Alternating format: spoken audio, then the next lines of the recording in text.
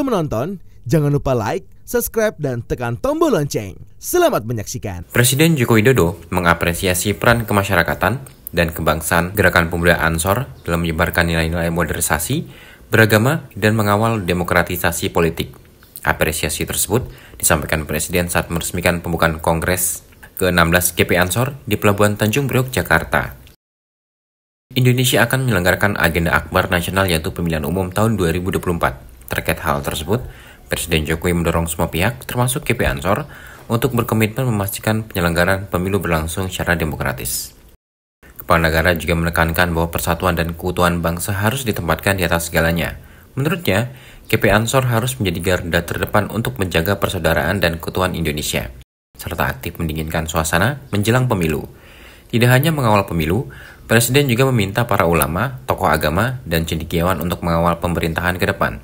Menurut Presiden, Indonesia emas yang dicita-citakan hanya bisa diraih dengan konsistensi perjuangan yang berkesinambungan. Saya sudah sering menghadiri kongres atau munas Ormas Kepemudaan. Tapi baru kali ini saya melihat kongres di atas kapal. Ini kelihatannya GP Ansor ingin mencari suasana yang berbeda. Ini tandanya GP Ansor inovatif, kreatif.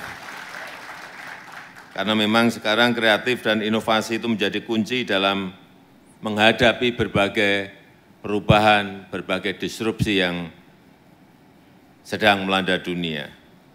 Hadirin yang undangan yang berbahagia, saya mengapresiasi peran kemasyarakatan dan kebangsaan GP Ansor, utamanya dalam mengkampanyekan moderasi beragama dan mengawal demokratisasi politik.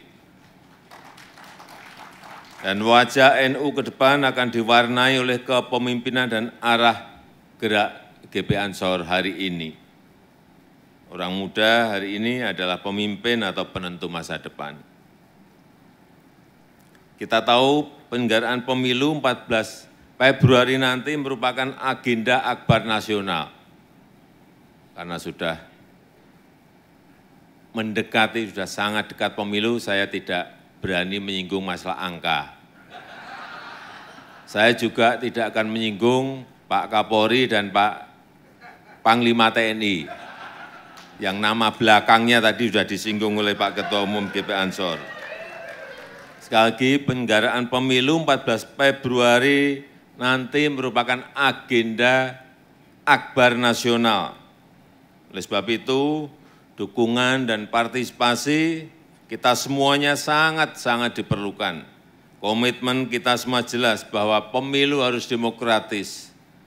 Pemilu harus dipastikan berlangsung aman dan tertib, transparan, dan yang paling penting, pemilu harus menggembirakan, tidak meresahkan, tidak menakutkan, tidak mengkhawatirkan. Dan persatuan dan keutuhan bangsa harus di atas segala-galanya. Setuju?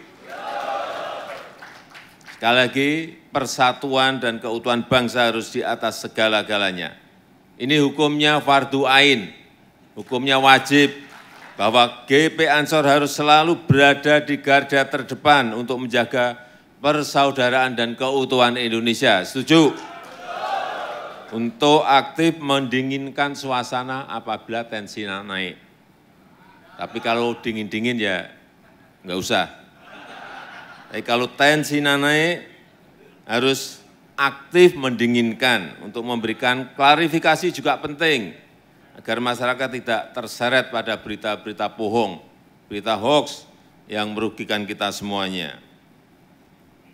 Pemilu merupakan pesta rakyat, dan saya mohon para ulama, para tokoh agama, para cendekiawan, dan tentu saja keluarga besar Ansor, semua kita untuk mensukseskan pemilu yang sudah di depan mata, untuk menjaga demokrasi kita dan menjamin keberlanjutan pembangunan.